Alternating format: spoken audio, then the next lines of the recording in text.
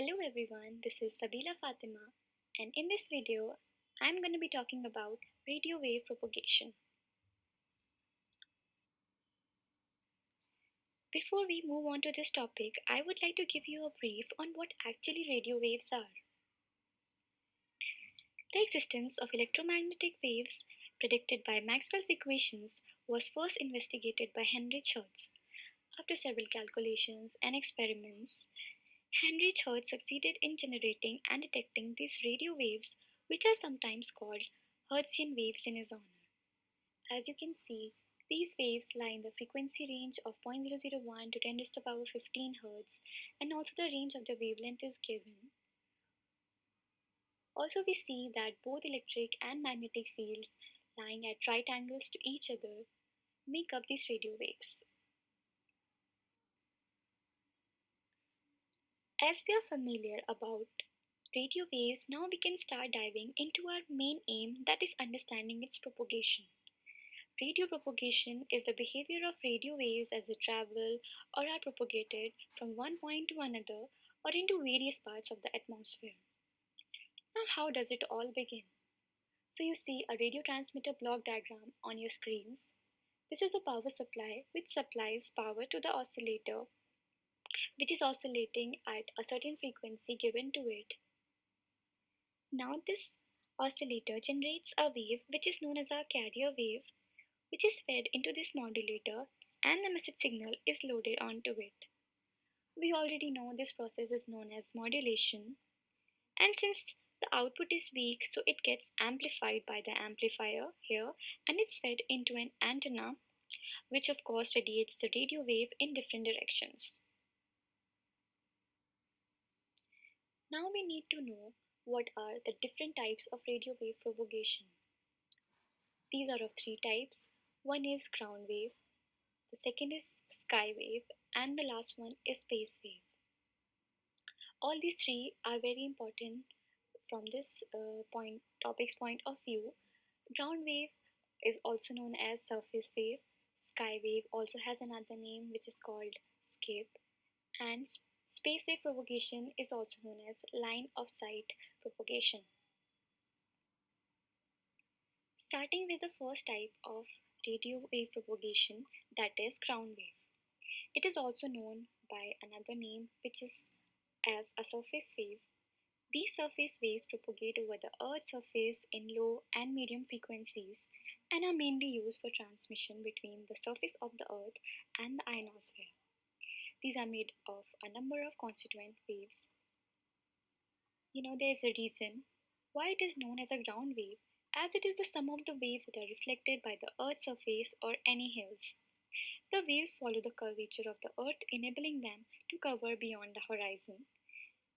And the waves get blocked by the curvature of the Earth, and the signals are produced by the diffracted surface wave.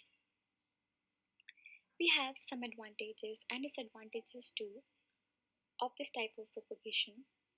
The advantages are these have the tendency to bend around the corners or obstructions during propagation, which makes them more efficient, and also these are not affected by any change in atmospheric conditions. But the disadvantage of these ground wave propagation is that high frequency waves cannot be transmitted as the energy losses are more because of absorption of energy in the Earth's atmosphere. Another one is that they cover short ranges and also involve attenuation of waves as they interact with the eddy currents produced by the surface of the Earth. But they find a good application. These can be used for one-way communication from the military to submerged submarines as they penetrate to a significant depth into seawater. Also, AM, FM, and television broadcasting can be done with the help of these ground waves.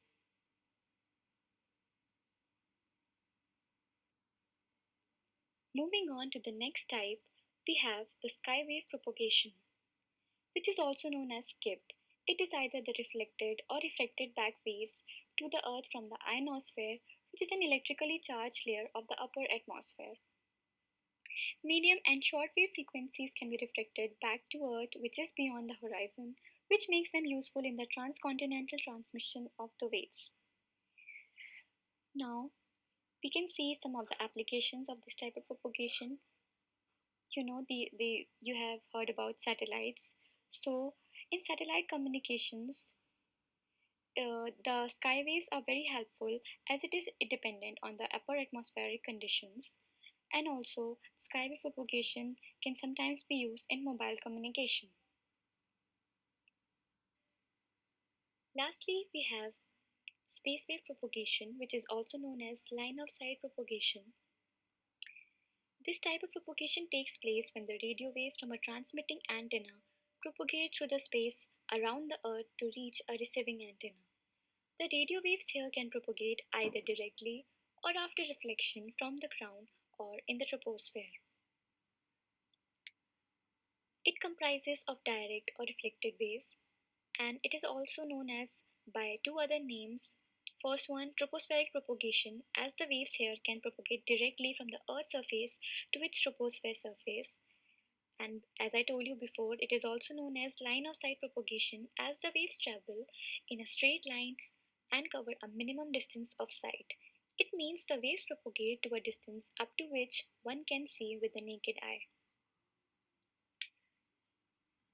Now, we can see the applications of this type of propagation. It has application is in various systems like line of sight communication, satellite communication, radar communication, television broadcast, microwave linking, and so on. Now, there are certain factors which affect our radio wave propagation. Some of them are polarization, surface waves, and frequency dependence. First, let's talk about polarization. Electromagnetic waves consist of electric and magnetic waves that at every point in wave have directions. While the E and M field vectors are perpendicular to each other, they have a specific orientation at each point in space. Having the correct polarization is often critical for radio communications as cross polarization losses can be over 10 decibels. Now, about surface waves. Lower frequencies can follow the curvature of the Earth. Losses may be due to resistive losses in the soil in addition to the 1 by r square loss. Surface waves do not have to be line of sight but bend with the Earth. Now lastly, we can see how dependence of frequency affects a radio wave propagation. In general, lower frequencies, that is below 50 MHz, propagate via surface waves or ionosphere reflections and cannot be particularly polarity sensitive.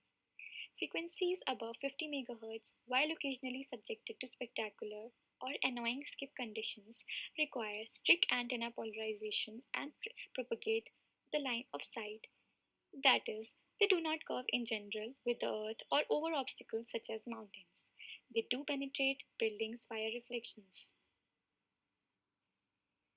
Now, wrapping up with this lecture, we are now able to conclude these following points. Radio wave signals are electromagnetic waves. Their main objective is to transmit signals securely without any error.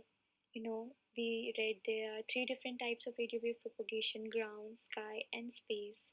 Also, they find application in various ways, like radio wave signals are mainly used for communication purposes, starting from transmission of television broadcast signals to the communication with aircrafts.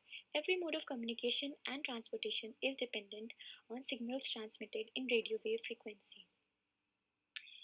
Mobile phones use radio signals for communication purpose, and so it can be concluded that radio wave propagation is an important branch of communication studies.